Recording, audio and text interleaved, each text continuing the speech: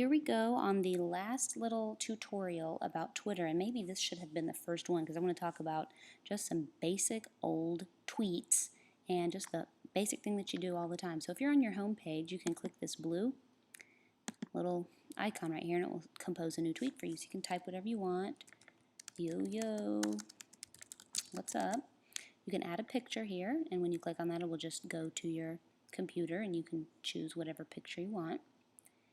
And you can also add a geotag if you want, which is a location on where you are. I don't really like to do that because I don't really want people to know where I am unless I was somewhere super cool like Disney World. And then I would tweet it. Buffer is something else I've got installed on my computer, so you won't see that. And it would tweet out. And when you tweeted it, then it would show up here under your picture. If you ever want to look at a tweet just by itself, you click the timestamp there. You can see I did that 20 minutes ago. Yes, I'm still making the screencast.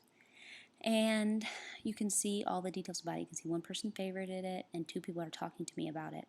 And I can reply back to her and say, you know, it's a video of someone on their computer. Just their computer, not their face. I.e., no makeup needed. And then tweet back to her.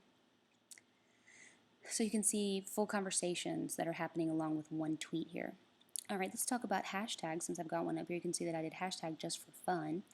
And if you click that, it's hyperlinked to anyone who did hashtag just for fun. Now, clearly I just made that up off the top of my head, but that's a normal saying, so there are other people who are talking about that. I don't really want to read what they have to say because I don't really care about that. But if I was at an event, or if I wanted to follow, like a TV show hashtag, or, even like if it's close to a holiday, Valentine's Day, or something like that.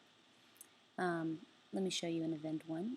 We were at the Declare conference last week, and if you wanted to see all the people that were at the Declare conference tweeting about the Declare conference, you could click on that hashtag and see all of them. You can see top tweets, ones that have been, favorited a lot, or looked at a lot, or retweeted a lot, all the tweets, or just the tweets at Declare conference for people you know. I usually just do the all because I want to see all. I want to see the whole conversation.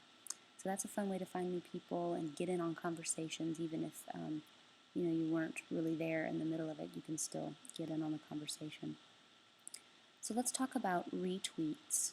Retweets are a special gift you can give to someone because basically what you're doing is you're saying, I like what you tweeted so much, I'm going to retweet it to all my followers.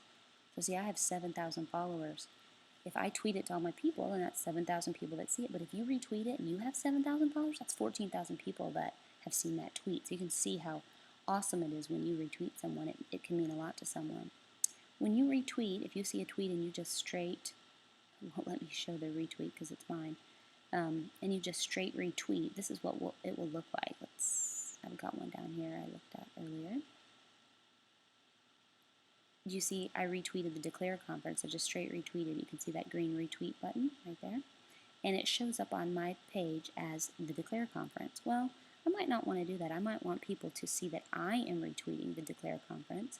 So, for example, right here's a tweet that I retweeted. And I didn't just straight retweet it. Christy Elkins wrote, September Ann is quoting some God-centered mom and it is good, Declare conference, mama bloggers. Well, I like that, so I just copied it with quotes, including her name, and wrote, of course she is. So I wanted to retweet it, but I wanted to add my own things to it because I wanted my people to see that I think this was good stuff, and here's why I think it is. Because, of course, September Ann is quoting God-centered mom because God-centered mom is fabulous. And again, you can see how these are hyperlinked. When you put someone's @reply at the beginning, only the people that are going to see it are Christy and September. So ideally, Christy should not have put September Ann at the beginning because only people, if you weren't following September Ann, and you were following Christy, you would not have seen that. Putting it in the middle like this is showing your followers, hey, you should look at God-centered mom and see who she is. Oh, she looks great. I'm going to follow her, or I'm going to add her to a list, or I'm going to tweet her, send her a direct message, add or remove from the list. You can block her, report her, turn off retweets. You can even embed that profile. How cool is that? You can also reply to all 3 of them at once. This is why the Twitter website is so cool. They kind of like think ahead for you on what you might want to do. I just love it. So if you're on another website like Hootsuite or Buffer or one of the apps that helps you tweet, it will do retweets with edits, so you can do this kind of thing quickly, so you're not doing a lot of cutting and pasting. And I think that is all that we need to talk about for Twitter. Yay, how fun was that? All right, next we're going to do Facebook.